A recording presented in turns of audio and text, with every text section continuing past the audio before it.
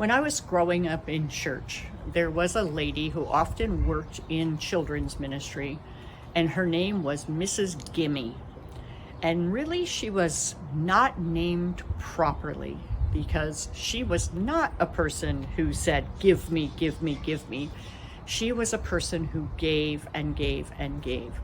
And she had many spiritual children that she had poured into their lives as they went through children's Sunday school and children's church. And she was somebody that I looked up to, even though I was probably taller than she was by the time I was about 8.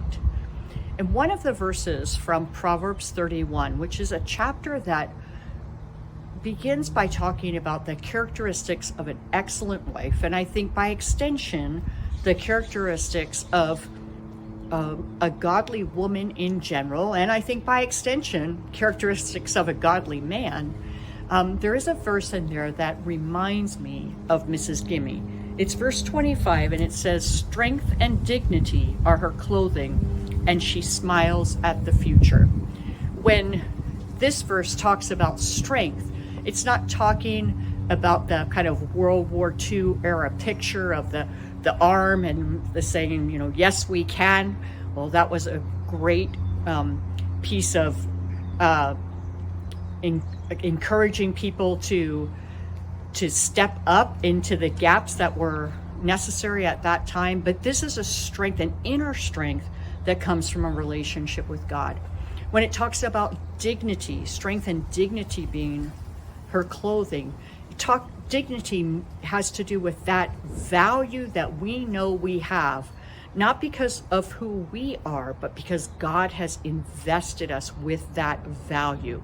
It is why we should look at every human being with respect and with honor, because they are clothed in the dignity of the image of God.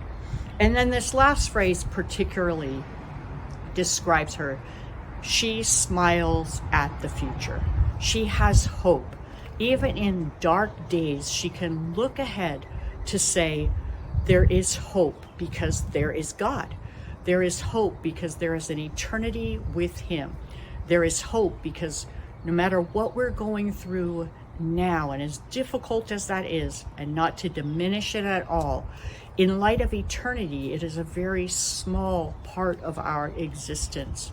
I hope that you have women and men in your life who you look to and think, this was a person who was a model for me of what it looks like to be a godly man or woman.